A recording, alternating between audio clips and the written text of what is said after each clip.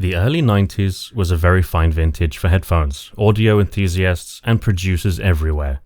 And in 1991, Technics released the RP-F1.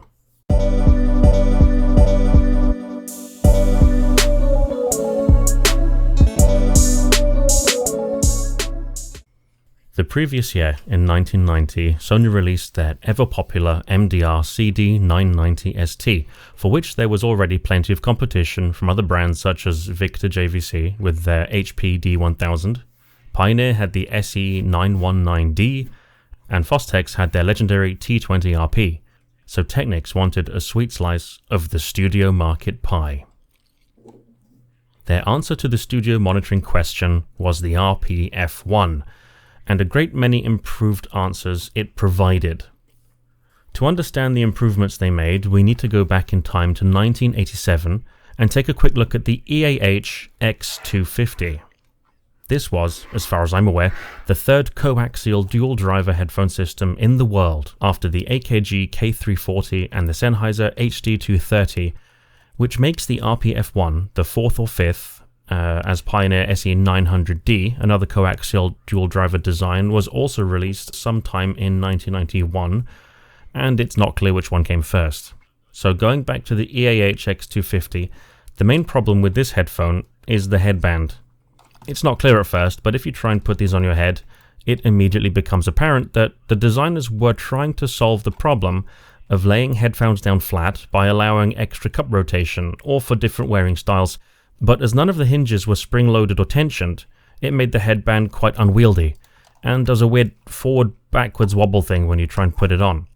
The RP-F1 completely does away with all of that, and makes a strong return to simplicity, comfort, and style.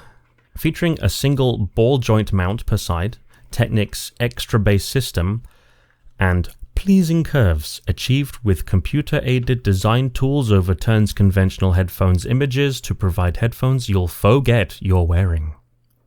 These could very well be the world's first headphone produced with CAD, and I would have hoped to see them leaning more into this aspect of the design in their brochures, but most people in 1991 still didn't own wireless home telephones or home PCs, so it's likely it didn't seem all that relevant to the consumer from their point of view.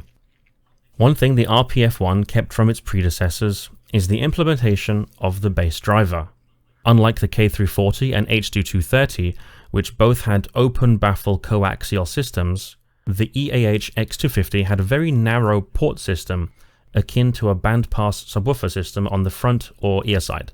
But one thing they changed is that instead of having a double bandpass system on each side, the RP-F1 vents like a common closed-back headphone on the rear of the cups and the driver, which makes a huge improvement to the bass volume and impact. Let's pull up a frequency response graph. Unfortunately, this graph can only be trusted to a certain degree as they are technically on-ear headphones and required an extra layer of pads to get a working seal on the mini DSP ears. In this case, I used some Fostex T50 RP Mark II pads which have a relatively narrow opening and are quite flat, so they don't influence the result too much. What we can see is still relatively close to my overall impression of the headphone's tonal accuracy. Firstly, we notice an absolutely perfect bass shelf with no significant peaks or dips. This is not accurate. In reality, the bass is more linear with the mid-range and starts to roll off at 20 Hz. Combined with these relatively flat mids, there is no sense of boominess or bloat. The only obvious objective problem is the slight peak around 2 to 3 kHz, which looks bad on paper, but actually helps to bring vocals and instruments back into the mix, so they are not totally overshadowed by the obviously louder bass and treble. I think if the lower mids were also raised, the overall sound might be too thick and congested, so this kind of tuning, it's not bad at all. The soundstage is predictably small, which is how it usually goes with mid-sized closed-back headphones, so no surprises there. Isolation is actually rather excellent due to the extra layer of driver from the coaxial design, and this adds to the intimacy of the sound. Overall, there's a lot to like about it, and from the right angle, if you back up just a little bit, there's also a lot to appreciate about the aesthetic design too. A sort of neo-futuristic, asymmetrical design language that has only really been replicated 26 years later with the release of the Corsair Void headset in 2017. To finish up, let's take a quick peek at the drivers. From the front we can see the 30mm tweeter driver, and from the rear we can see the back of the 50mm woofer or bass driver. Now I could end the video here, but I can't talk about the F1 without mentioning its siblings, the RP-F3 and F5. Both are respectively cheaper than the F1, and both only contain a single 50mm driver used as a full range driver.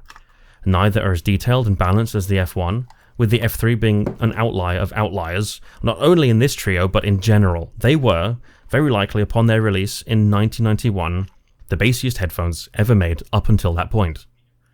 You're essentially getting an RP-F1 without the tweeter, and some clever damping to achieve something dark, lush and bassy.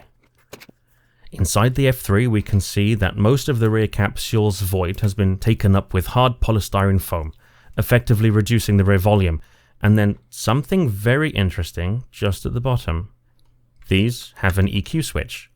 This wasn't a new concept, but it's the tidiest implementation of this kind of feature up until this point. The wearer can very quickly switch between XBS for extra bass and Ref for reference.